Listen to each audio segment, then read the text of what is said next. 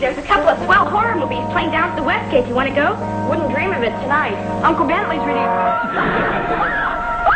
What's the matter? There's a knife in your back. Oh, Daddy. One of the new toys he's manufacturing. It's a trip knife. He probably stuck it on my back to scare Mother.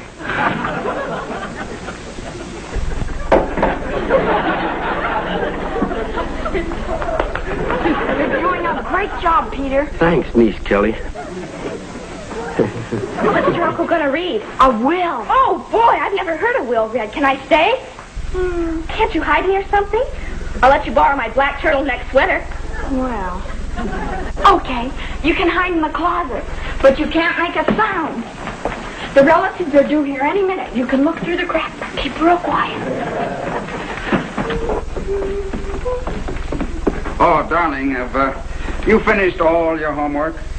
Uncle Bentley, please let me stay. I want to be here when something happens. Oh, honey, nothing is going to happen. In a few minutes, some nice, normal people are going to walk through that door, going to sit in those chairs and listen to me drone through this dull legal document.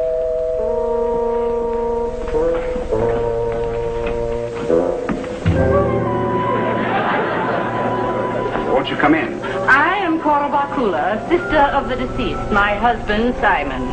How do you do? My niece, Kelly. Won't you go in and sit down? We'll be ready to start in a few moments. You rushed me with first. It's bad luck to be first. Nice, normal people. Darling, every family's got a couple of characters.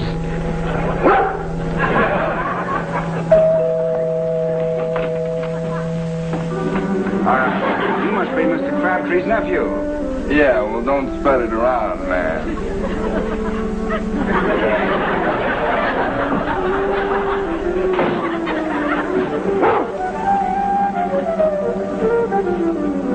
She? What kind of a man was Elias Crabtree? Judging from his relatives, I'd say he was a descendant of Edgar Allan Poe. Let's see what we can add to the Wax Museum.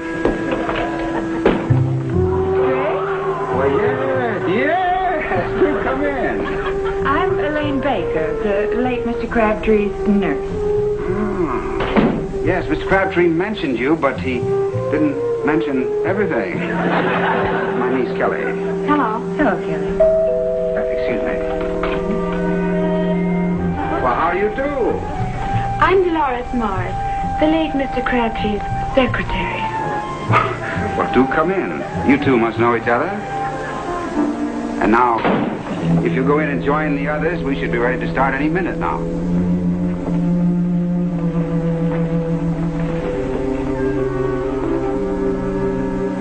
Too bad. What's too bad? You can't take it with you.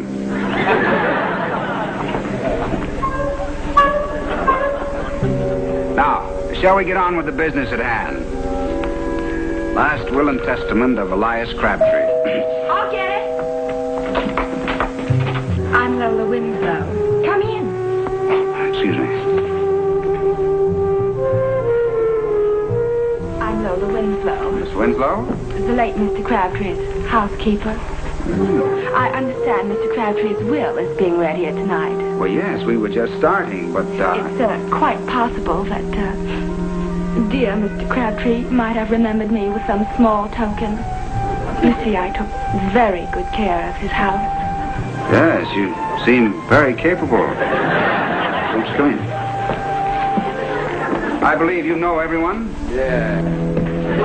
Now, shall we get on with the reading of the will? Now, despite the fact that I was Mr. Crabtree's attorney, he never had me draw up this will. It was found in a safety deposit box, written in his own handwriting, witnessed, and, all quite legal. And now, the lights. Peter, check the fuse box, will you?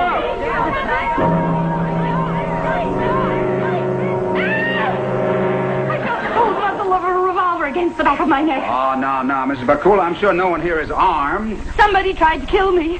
I felt his hot breath and wiry hair. He knows that Elias is going to leave all his money to me, and he wants me out of the way. You're swacked.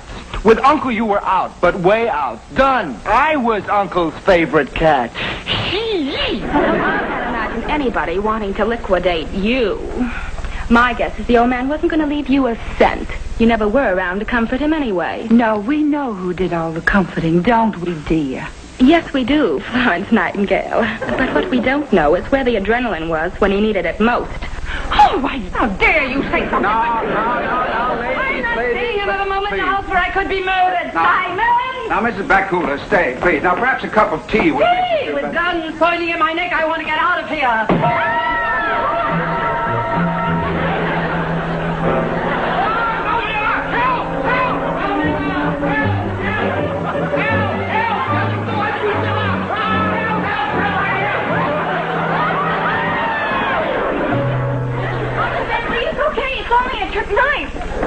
Mrs. Bakula, now, it's nothing, really. It's just a trick knife. He's quite all right. Believe me. He's quite all right, really. He's nothing wrong with him. Now, are you all right? I guess so. Good.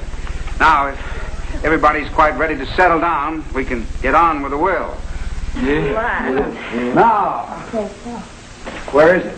What is it? Well, I left it right here on the table. It's still in Carpet, Daddy? Come on, what's that? Where is the will? Come on, what's happening, man? No, I'm certain. Hey, Gray, the will's been stolen. That's what's happened. It's been stolen. That will has got to be in the house somewhere. Searched everybody and couldn't find it. Why would anybody want to steal a will, anyway? You see, dear, when no will is probated, then the state steps in and divides the money proportionately among the relatives. Obviously, our thief must have felt he had a good chance of being left out. Gosh, it's almost spooky. Do you suppose the one who took it will come back and try to get it? He might. You, better lock your door tonight, dear. You should have seen Peter. He went to bed with a meat cleaver. Good night, Uncle Bentley. Good night, dear.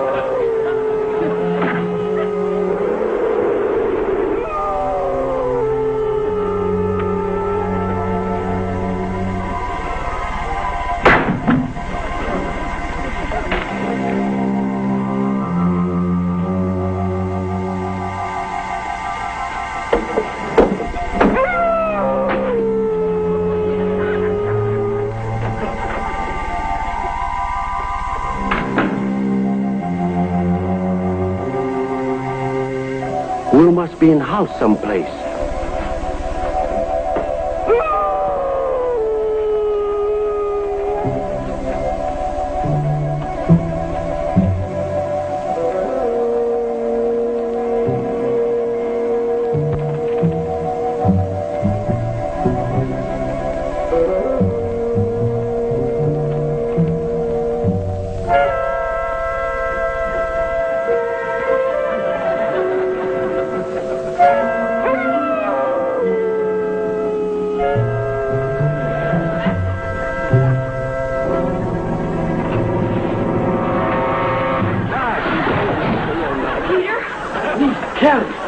What are you doing up? I couldn't sleep. We've got to find that will. I'll help you look.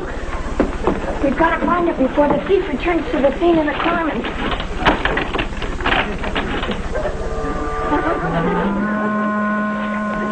It's him.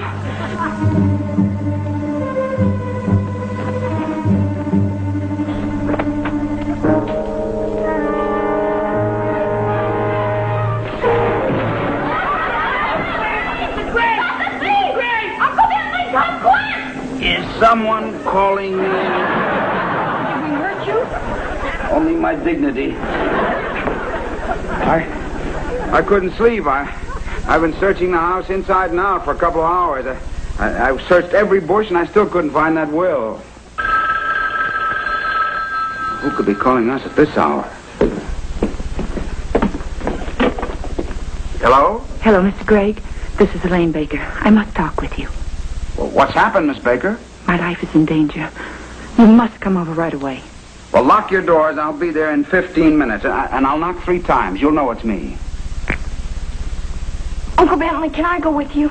Young lady, you're going to stay over at Ginger's tonight. Now, you go on upstairs and get dressed. Whoever's in this house may be in danger. Who I stay with? You're going to take her over to Ginger's. Mr. Gregg, maybe you shouldn't go alone in the middle of the night. Peter, that lovely girl is in danger. Big question. Lovely girl in more danger with him there or him here?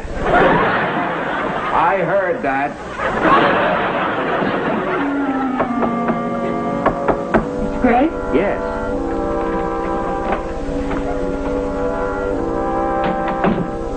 So glad you're here.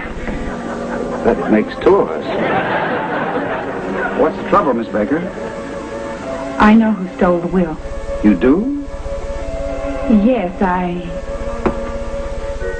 overheard something shortly before Mr. Crabtree died. I wish I hadn't. I wish I hadn't. Terrible situation. Oh, now, Miss Baker, you're upset. Now, why don't you sit down and relax? There. Now, tell me everything. I hardly know where to start. Well, just start from the beginning. Well, one night I stepped out of Mr. Crabtree's room to get him a glass of hot milk. He couldn't sleep. I can understand that. As I passed the library, I noticed that the door was slightly ajar. I heard voices, so I stopped. I must confess, I was curious. I am a woman. Yes, we can discuss that later. Go on. Well, it was Mr. Crabtree's nephew, Ansel. And embracing him was Lola. Mr. Crabtree's housekeeper? That's right. And that beautiful, refreshing girl with that... They were quite close. In fact, she was as close to him as I am to you. Oh, go on. Don't skip a detail. I'm afraid. But why? Because Lola hates me. I know too much. She can get Ansel to do anything. Whatever Lola wants, Lola gets. Where can I find Ansel? With Lola. Since she got her old job back as hostess, he hangs around a beatnik joint. The Purple Couch. Well, I'll go talk to him. Oh, no, not now, please. I'm still frightened. Well, lock the window. 2800.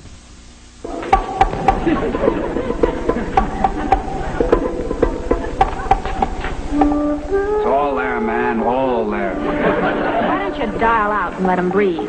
Good advice, Lola. You take it. Oh, you've been talking to that blonde nitwitch, huh? Maybe. Got some more advice for you. Forget what she said.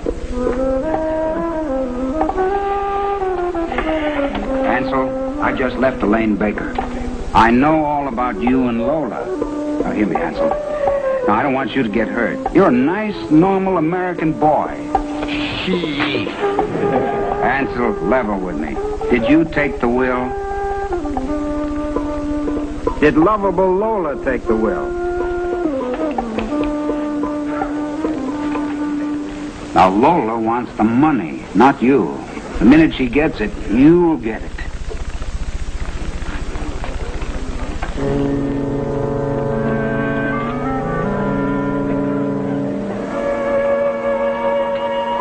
You might get it sooner than you think.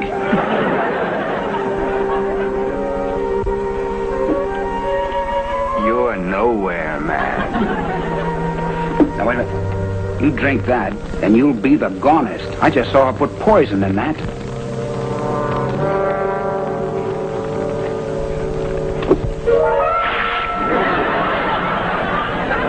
I know what you said about your Aunt Cora, but you're being played for a patsy by a rag, a bone, and a hank of hair.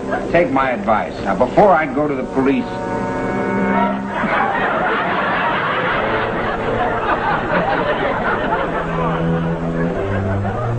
Excuse me.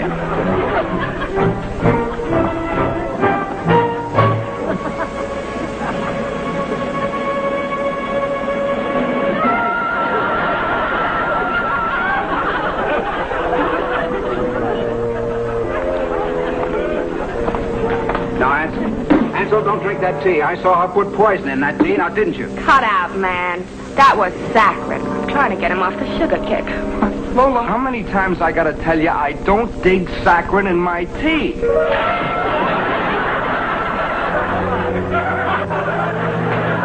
Look, I'm going to find out about that will if I have to stay here all night.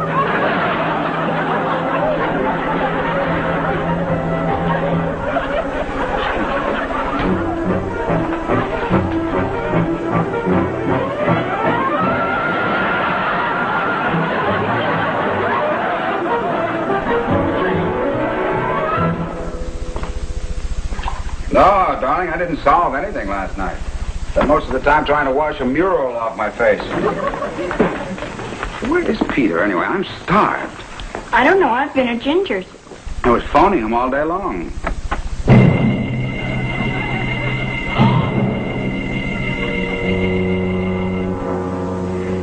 For heaven's sakes, Peter, what are you made up for? How you ever recognize me, Mr. Gray? Extrasensory perception. Easy, Jasper, easy. Don't eat the disguise. Peter, what are you dressed up for? Want to solve case. All day been following Mr. Crabtree's secretary, Dolores Morris. Well, what do you got all that stuff on for? Did not want suspect to notice me in crowd. Good thinking. Must be hundreds of people bundled up like that on a hot day. I make report. 10 a.m. Pick up suspect in front of Save a Dime drugstore. Suspect have breakfast. Waffle 1-8, easy up, and black coffee. Leave no tip. Now, Peter, I appreciate you trying to help. Now, will you go and make us some dinner, please? 10:12 a.m. Suspect get on scale in front of drugstore. She weigh 119. Dinner. 10:13. Throw away fortune card from scale. I pick it up. Quote, you will soon come into much money. That's very suspicious, isn't it? Make dinner. Got lots more notebooks. Mail it to Charlie Chan. I'll start the coffee. I measure up. Peter, how did this happen? Happened last night when I pluck in coffee. Blow up fuse.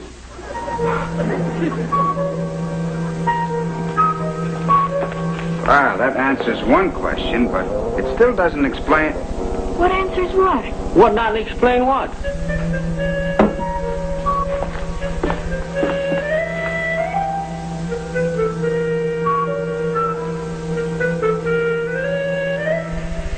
Peter! Call the relatives and the 3 girls who were here last night. Tell them to be here at 8 p.m. sharp. How I make them come? Tell them I know who stole the will. Peter put the blade of this knife into the socket instead of the plug of the coffee maker. He blew a fuse, and that's why the lights went out. But that doesn't explain who tried to kill me. I felt cold steel against the back of my neck. Didn't I, Simon? Now, if you notice, I have you in exactly the same positions you were last night when you were here, and when Mrs. Bakula felt the cold steel against her neck. Now, this muffler will represent the will. You notice it's in exactly the same position it was last night when it disappeared. All ready, Peter? Right, now turn the lights down.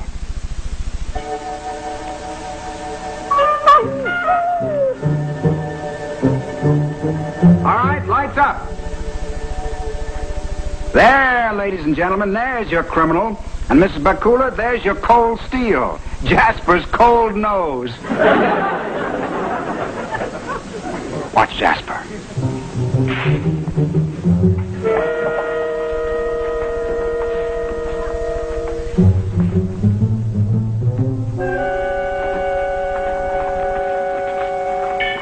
Muffler.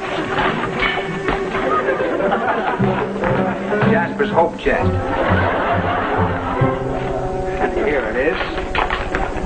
The missing will. But I still don't understand. Well, now, why on earth would a dog put a will in there? You see, last night, before you arrived, This will accidentally fell into Jasper's hamburger, just as his muffler did tonight.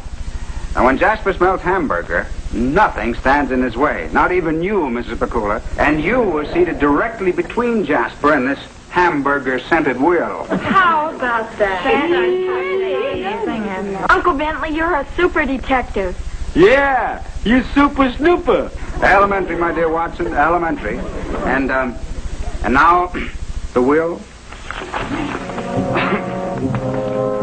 I, Elias Crabtree, being of sound mind and body, do hereby prove it. To all of you who have waited so anxiously for me to pass on, I leave 3 words. Ha, ha, ha. I spent all of my money while I was alive, and believe me, I enjoyed every penny of it. Well, that explains the mystery of the hamburger-scented will. The case will never go down in the archives of crime, but at least I was a hero in my own household for a couple of days.